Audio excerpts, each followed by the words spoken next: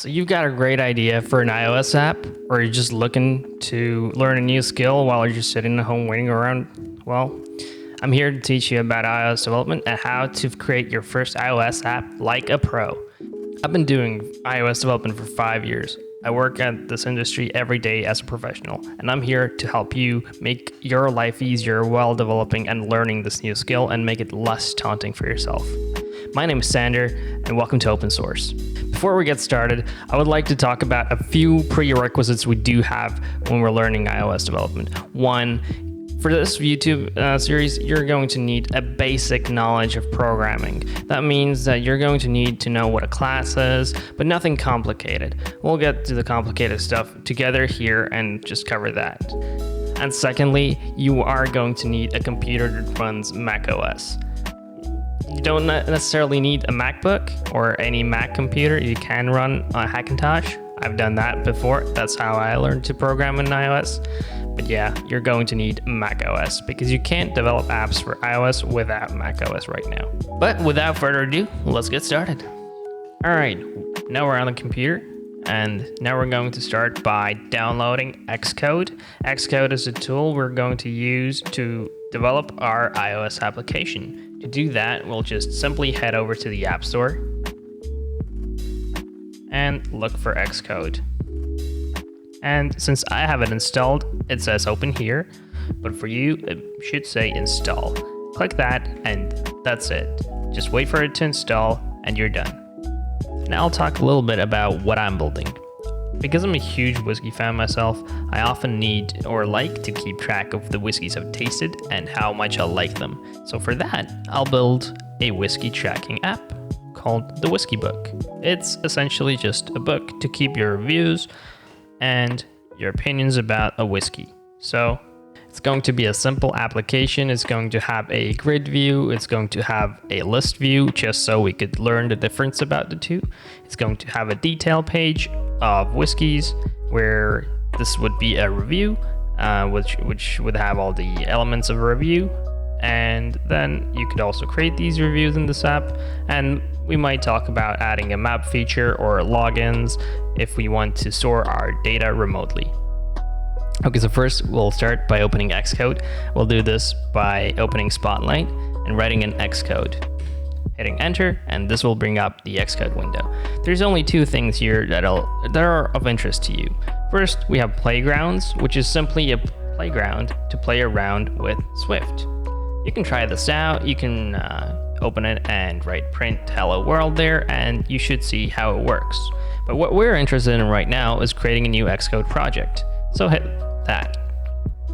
Okay, it may take some loading time. For me, at least it did. But we should be greeted by this screen. The only option we're interested in right now is the single view app. There are some options which will give you some alternate starting settings for your project, but we're not really interested in that because we're going to be building everything from scratch because we like to control everything we build.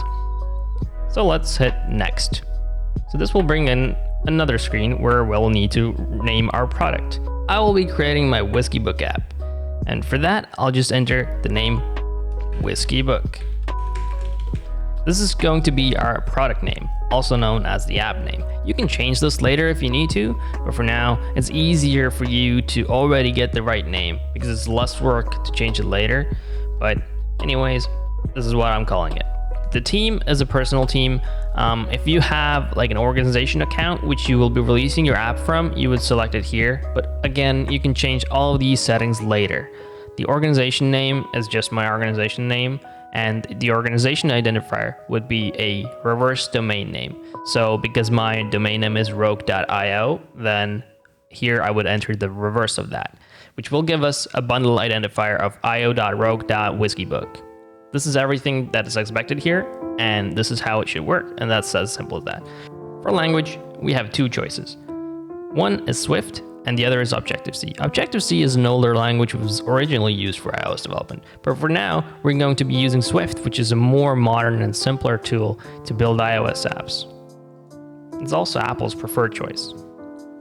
For the user interface, we have two options, Storyboard and Swift UI. We're going to be using Storyboard here, but actually we're going to be using a third option, which is doing everything in code. And why would I want to do everything in code? Well, there's two reasons behind that. One, I'm more used to doing everything in code. And second, it gives us more control. And third, it is much more convenient in a team-based environment. This makes your code reviews easier because everyone can see from the code what is going on. And secondly, it will remove some of those nasty merge conflicts that do arise if you're using storyboards. For now, here we'll just leave storyboard selected and we'll remove that once we get to the next chapter of this series, which is UI development. We're not going to be using Core Data here because Core Data is a database engine, which is Apple's way of storing your data in your apps. It is really well built and it's really efficient, but we don't need it in our app.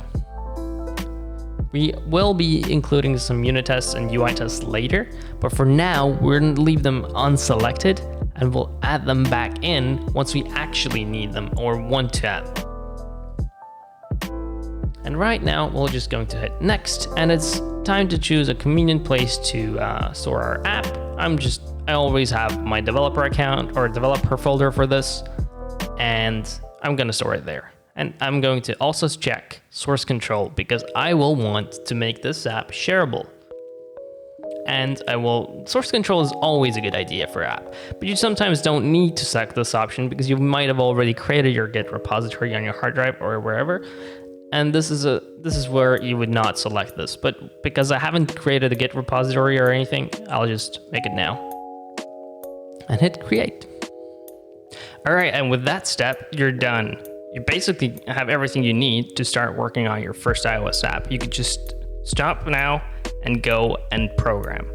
But you might want to stick around. I'm gonna show you more useful tips every pro or every actual development team does in their application. And I'm gonna talk about why this is good to do and how this is going to help you in every step of your app building process. What I'm going to talk about now is how to keep your code clean around your code base so everything looks the same and is formatted identically even if you have multiple developers working on your project. I'll talk a little bit about how you can work with other developers in one code project. I'm going to talk about how you can use dependencies, so code that other people may have already built in your project. And I'm also going to talk about how to handle translations and images in your code. Okay, now that our project's created, I'm going to take a step back and add some tooling that we can use to make our life simpler.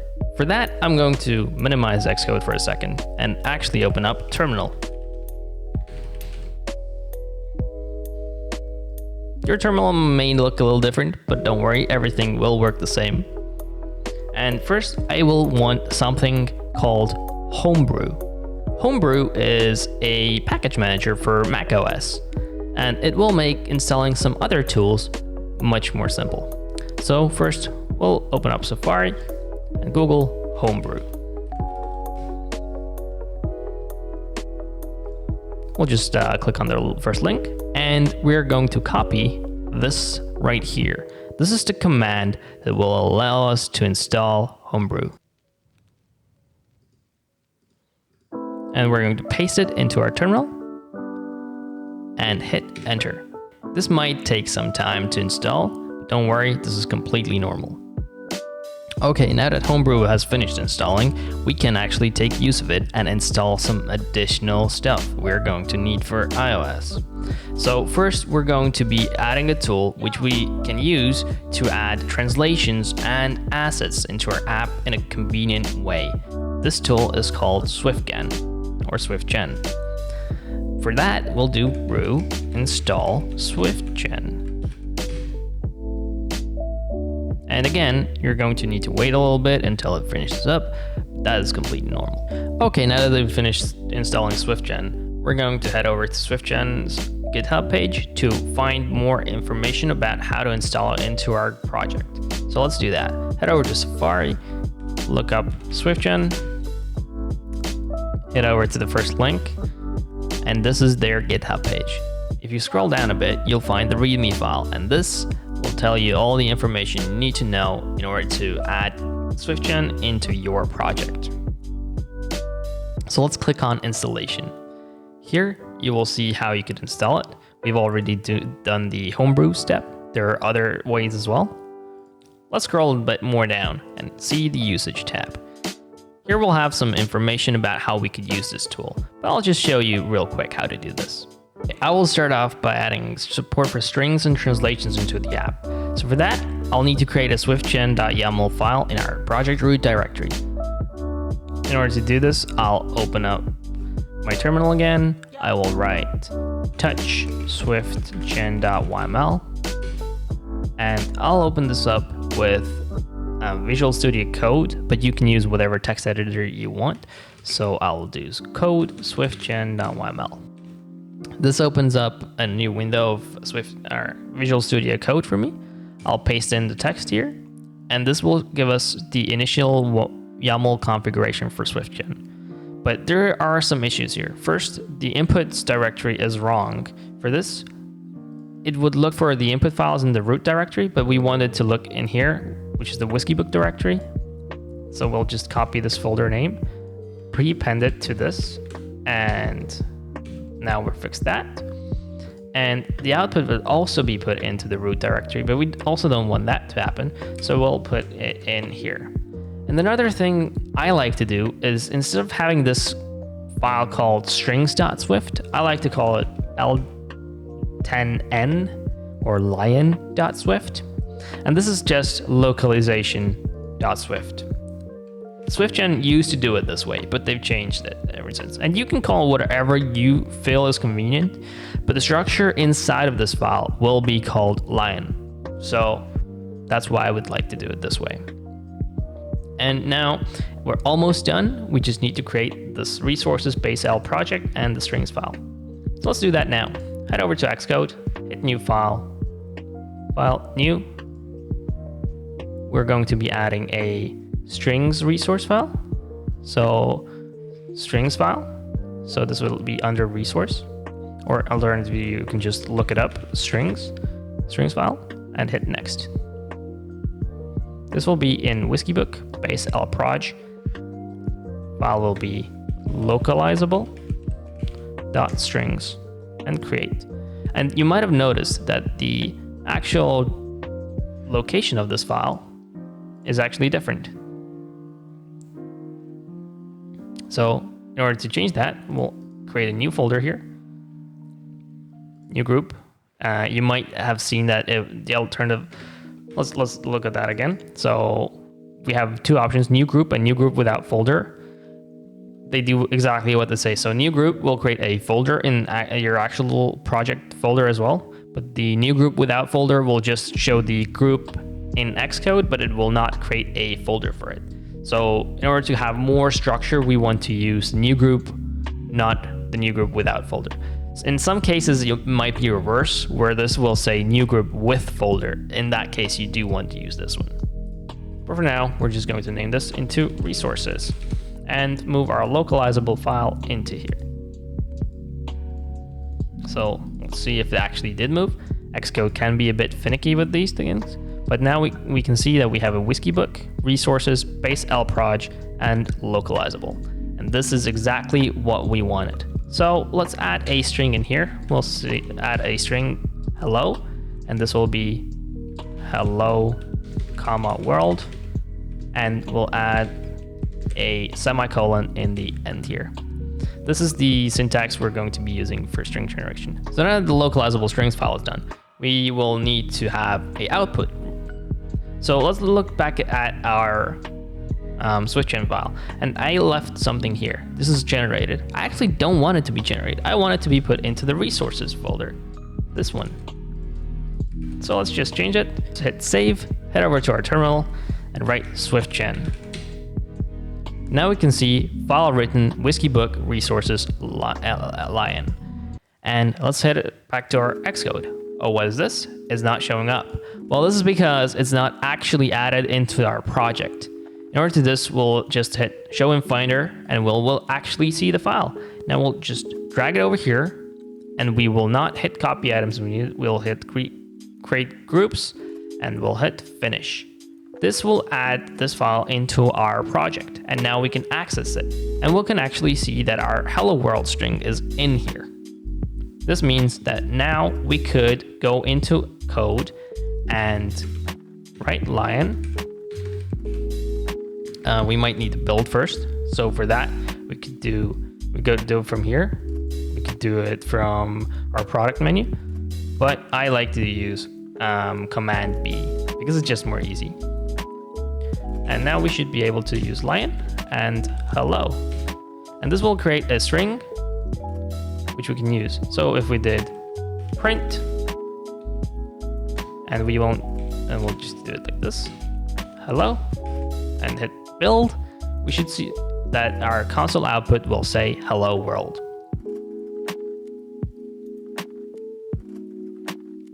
There we go.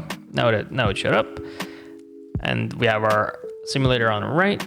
If you didn't figure how I did this, I just hit run over here.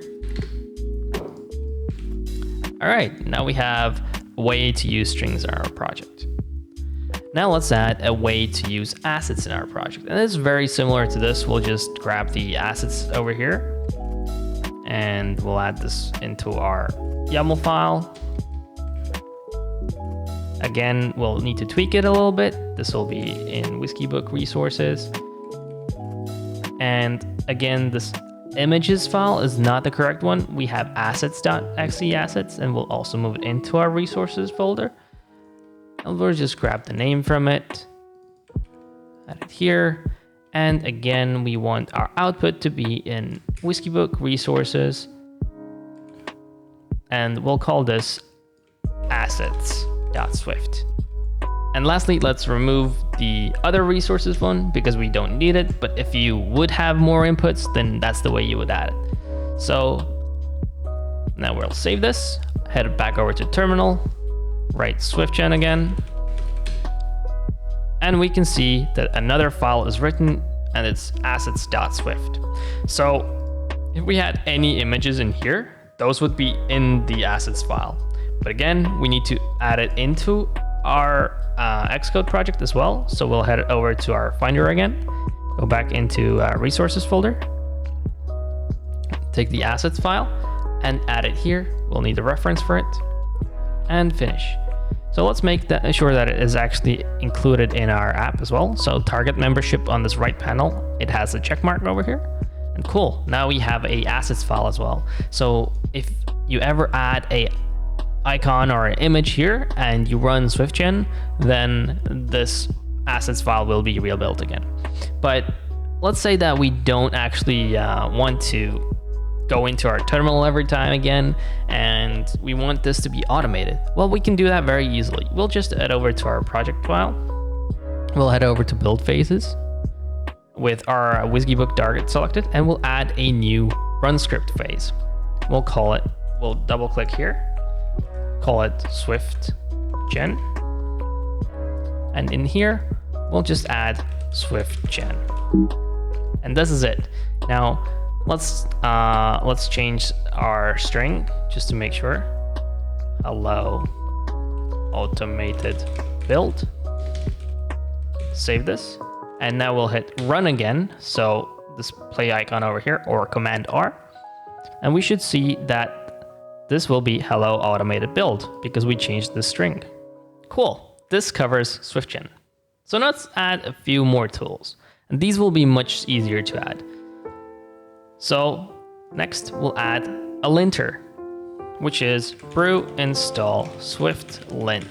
Once you've got that installed, we can just head over to our app again, go back to targets, build phases, add in another step, which is new run script phase. It will be called swift lint. And again, here we'll add swift lint. Cool, now we'll hit run. And we should be able to see some errors. Boom. We see a lot of violations in the warnings here. These are all built by SwiftLint. These tell me, hey, you should probably remove this trailing white space here. And don't worry, we'll fix all these up in another episode. But for now, we can see that SwiftLint is working and it tells you a warning everywhere where it thinks you could probably improve the quality and style of your code. And it's a really useful tool. Another one you might want to use is Swift format. Swift format is a little bit more complicated to set up than SwiftLint, but it's not much. So again, we'll do brew install Swift format and hit enter, and it should be installed again. So now that we got Swift format installed with Homebrew, I will need to grab a small snippet or gist from my GitHub page, but it will be linked down in the description. This is just so we could go faster and have some of the more obnoxious rules of Swift format disabled. And again, if you want any more information about Swift format or how to configure it yourself, you would head over to their GitHub page. But for now, I'll head over to my own page and I'll actually head over to my gists. And this is the one I'm looking at. And I'll just grab everything here. Head over back to Xcode, go into my project, build phases. And again, I'll be adding another run script phase, Swift format, and I'll paste this in. And again, as you might notice, you might want to change this your project, or you probably will. And I'll add WhiskeyBook in here. And the others, everything else here is basically rules. What you might also notice is that it's got a if line here in front of the command, and else it's going to echo a warning that you don't have Swift format installed. You might want to add this to your other commands here as well. Another thing we might want to do is we might want to move this command before SwiftLint, as it fixes some of the problems might be caught by SwiftLint. So if this tool already fixes them, then why throw the errors about them? And let's build and see if the errors actually got rid of. So we saw that before we built, we had 11 warnings, now we have 8. But let's show it in action. So here we'll create a lot of white space, which would be a problem for SwiftLint, and we'll hit build, and Swift format will take care of it. And for the final thing, we'll add a small dependency to our project. There are multiple ways of handling dependencies in Swift. There's about 3 decent package managers right now. One of them is CocoaPods, Carthage, and Swift Package Manager.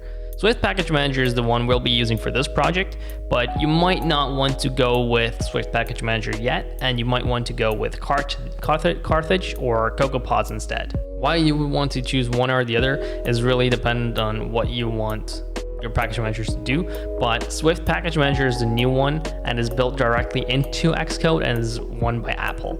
Before that, we were using CocoaPods or Carthage, and a lot of new packages, including Google's packages, are going to be adapting Swift Package Manager. So that's a good one to use. I'll be adding a framework to do some UI here. And for that, I'll head over to my project file again, but this time I'll actually select the project. I'll hit Swift Packages, and now here I will be adding a project which I want to, or package I want to use. And the one I'll be using is one of my own libraries, which we will be using throughout this project. It will be called PinKit, and it's a layouting tool.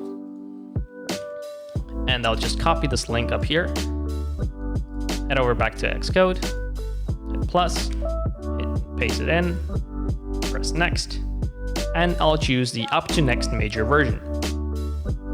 Hit next.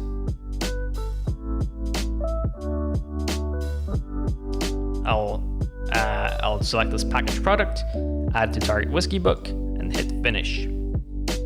Now we have access to this dependency, and in order to use it, we'll need to add another folder here. We'll call it common. Underneath, we'll have another folder called extensions, and this is just a decent way of doing this. It will keep your project more organized. You don't need to add these folders. It's not important, but I like to do so. And I'll create a new file, which is going to be a Swift file. Make sure this is selected because the last file we created was a strings type file.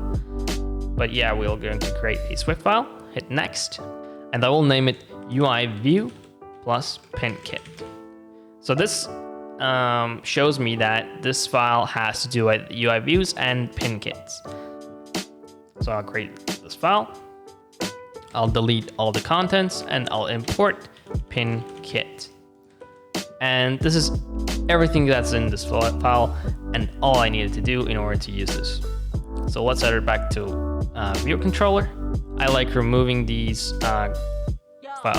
lines of code in the beginning because they don't bring any additional value to your code and they're just float there. So let's create a little simple view here. We're going to be adding a red circle into the middle of the screen. So let's create a circle equals a UI view. UI views are the views in iOS. We'll make sure that this circle is actually red, so we will need to change its background color to be of UI color red. We want it to be a circle. So now we need to decide how large we want our circle to be. So I will make it 100 units by 100 units. So circle.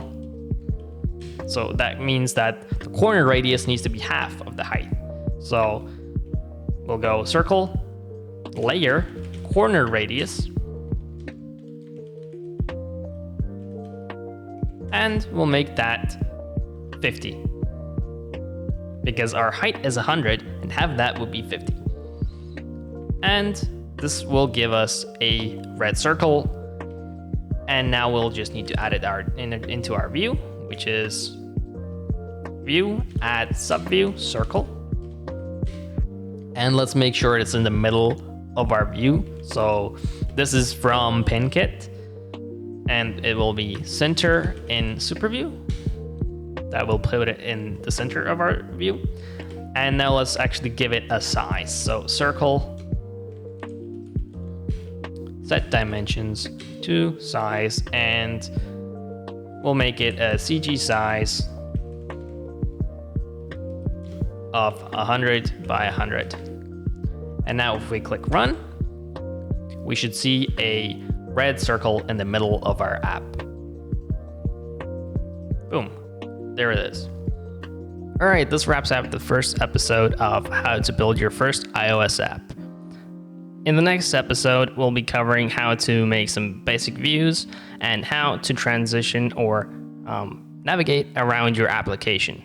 But until then, we're going to drop some supporting episodes to cover some materials we mentioned on this episode and to expand on what these things actually mean for you and why these are important. So if you're more interested in anything in detail, go check those episodes out. But other than that, just leave a comment below and see you in the next one.